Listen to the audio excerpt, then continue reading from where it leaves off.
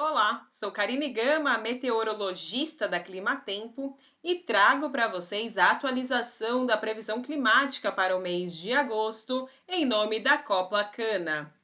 Durante este período de transição entre um El Niño que aconteceu no começo do ano e a previsão de um Laninha para o segundo semestre, observamos que esta previsão probabilística do Instituto Americano de Meteorologia e Oceanografia, a NOAA, indicada no último dia 11 de julho, nos mostra que, por enquanto, estamos num período de neutralidade climática, sendo essa primeira barra em cinza do nosso gráfico, com essa porcentagem acima dos 80%.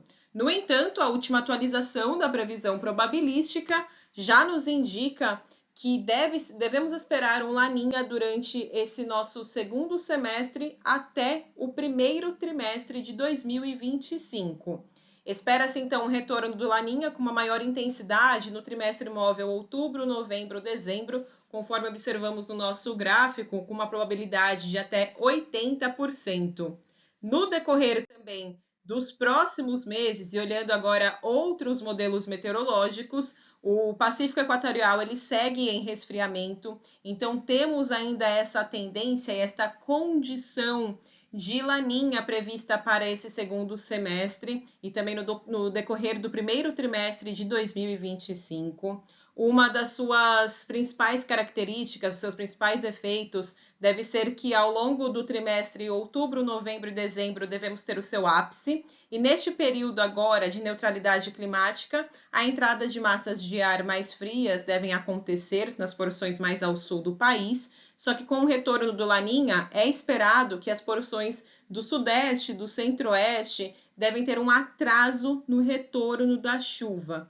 E isso deve ser observado, então, no começo do nosso período úmido.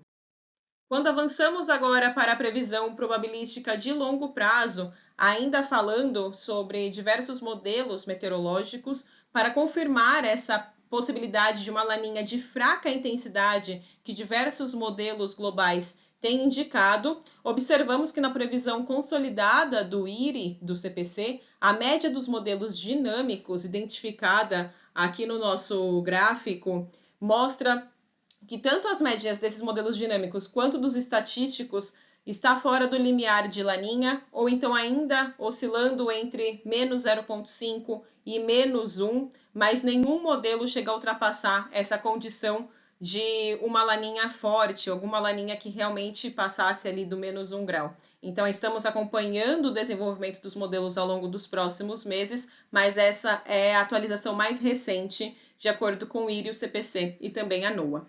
Olhando agora a previsão pelos próximos meses e dando um foco para o mês de agosto, observamos que a previsão de chuva no decorrer desse mês de agosto deve ser de uma chuva abaixo da média nas áreas produtoras. Isso porque já temos um mês marcado por pouca ou quase nenhuma precipitação decorrente da climatologia do momento. Áreas das porções dos estados do Paraná, principalmente o centro-oeste e noroeste paranaense, o sul de Mato Grosso do Sul e também partes do estado de São Paulo devem ter um desvio de chuva abaixo da média, ou seja, a média do mês de agosto já é muito baixa e a chuva deve ficar ainda abaixo desses padrões. Quando olhamos a temperatura máxima, essas mesmas áreas com previsão de chuvas abaixo da média deve ter temperaturas acima da média. Fator preocupante, aumento no número de focos de queimadas. Estamos num período onde a umidade do ar está muito baixa, a umidade do solo também já decaiu bastante devido ao interrompimento das precipitações, e agora a gente vê que a temperatura máxima também deve alcançar valores muito acima da média, em alguns pontos até com uma temperatura de 3 a 5 graus acima da média das temperaturas do mês de agosto. E a temperatura mínima também deve ficar acima da média. Então, este nosso último mapa representa manhãs não quentes, mas com pouquíssimas ou nenhuma condição de formação de geada nas áreas produtoras da copla cana e desvios positivos de temperatura mínima, ou seja, temperatura mínima acima da média. A gente vai olhar agora algumas regiões. Quando colocamos, por exemplo, o mapa de Piracicaba, a gente vê nesse nosso gráfico aqui a previsão de muita oscilação nas temperaturas, mas em nenhum momento a temperatura mínima deve ficar abaixo dos 10 graus. As temperaturas máximas, em alguns episódios, pode até passar dos seus 30 graus, principalmente a segunda quinzena do mês de agosto. E a precipitação deve ser muito, muito baixa, inferior a 5 milímetros, prevista apenas no dia 19 de agosto. Quando a gente avança para Uberaba, ali no Triângulo Mineiro, aí sim o calorão é o grande destaque. Observamos diversos dias consecutivos com temperaturas máximas que ultrapassam seus 33, 35 graus. Podemos até chegar à marca de 36 graus durante a tarde em Uberaba no decorrer desse mês de agosto. Então, isso nos mostra grandes amplitudes térmicas, mas dias muito, muito secos. São favoráveis, de fato, ao avanço das atividades em campo, das atividades de colheita, mas preocupa em relação à formação de focos de queimadas. Agora, analisando Jataí, em Goiás, o destaque também é muito parecido com o Triângulo Mineiro, essa região que será marcada pela influência de massas de ar seco, deve prevalecer ao longo desse mês de agosto dias com manhãs um pouquinho mais frias, mas sem risco de geadas, e tardes muito quentes e muito secas, temperaturas acima dos seus 33, 34 graus por diversos dias consecutivos. Então, é um padrão que deve ser observado também em Dourados, no sul de Mato Grosso do Sul. O mês lá em Dourados começa com o avanço de uma frente fria, deve provocar um aumento de nebulosidade, não tem previsão de chuva, mas já tem uma maior variação de nuvens, também melhora um pouco a umidade do ar, isso no começo de agosto.